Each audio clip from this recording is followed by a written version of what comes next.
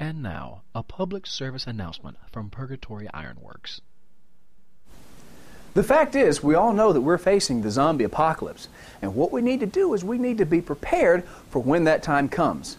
So let's take a moment to go back over the basics, because even the best zombie hunters among us forget sometimes it's the simplest things that matter the most. Let's start by going over ranged weapons. At least until the ammunition runs out, our best defense against the zombies are going to be ranged weapons. Now allow me to take you on a personal tour of what the blacksmith uses to keep the zombie hordes at bay. Now if I'm sitting on a hilltop somewhere far away and overlooking a valley infested with zombies, I like to have the bolt-action hunting rifle. This is a 30-06 model with a high-powered scope, meaning that this girl can reach out and touch someone at over 900 yards. With a little bit of steadiness, this bad boy can put down zombies before they even know you're around. Now, sometimes though, I like to get a little more close and personal. Not so close, but closer. And this is where the 30-30 lever action comes in. Shooting a solid core bullet, this has the stopping power to put down any nasty zombie, and it comes with an added bonus. Because the wonderful thing about the 30-30 lever action, it has the pleasing racking action. Hoorah! Fact of the matter is, this bad boy not only blasts zombies, it looks damn good. Now, of course, no arsenal would be complete without the classic zombie fighting weapon, which we have here in the 12-gauge automatic shotgun.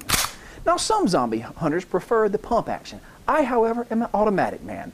I like the idea of being able to blast 7 zombies just as fast as I can pull the trigger. I have to admit that the racking action is very pleasing and is pretty badass. However, I'm more of a practical fellow myself. Now, if you have these 3 weapons in your arsenal, you are almost guaranteed to survive any zombie attack you're to encounter. We've all got to make it through the zombie apocalypse, so make sure you've stocked up on bullets and ammunition for your ranged weapons. But what happens when you run out of bullets? It's time to get up close and personal, but you need to know a little bit about melee weapons. Now, the fact is, the melee weapon that has sustained man for most of the years is the common knife. However, the knife is extremely ineffectual against a zombie who does not bleed or have vital organs. Therefore, you've got to have a weapon that's perhaps a little more coarser, perhaps a little more unrefined. Now, for just everyday use, I suggest keeping on you at all times a handy hatchet. The hatchet is a very effective one-handed weapon, allowing you to wield 2 at one time, and in the proper hands can remove a zombie's head in 1 to 2 strokes. However, it still does not have a lot of the bone-crushing power that you need when the zombie shambling horde is right at your heels. Allow me to introduce you to some of the blacksmith's own personal weapons. This is Tina. Tina is a modified meat cleaver. As you can see, she's much beefier than a standard meat cleaver for slicing cleanly through any zombie that should get in my way. Now, Tina is a massive piece of metal. However, Tina cannot do all the jobs that you want a melee weapon to do. You need to augment her with her big sister. Now, when I go out into the field, not only do I carry Tina, but I carry my other favorite weapon with her, Bertha. Bertha is a battle axe. Bertha has enough weight and enough swing capacity to take out 4 to 5 zombies in a single slash. When you put the 2 of them together, you are ready for 360 degrees of zombie fighting madness.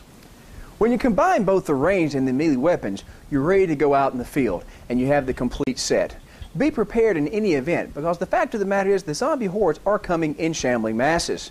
If you are properly prepared, you have a better chance of rebuilding humanity. Which brings me to another point. You know, the fact is, guys, if zombie hunters like us keep on fighting, we won't be on defense forever. We have to think towards the future. After the zombie hordes have been defeated and the war is won, us zombie heroes have to think about rebuilding the world as we once knew it. And that means we've got to have the right tools for the job. And when I mean tools, I mean things like canned goods, radios, bottled water. But you must understand that the most important tool of all does not come in a can nor in a bottle. It comes in black spandex. I'm prepared to do my part to repopulate the world. Are you?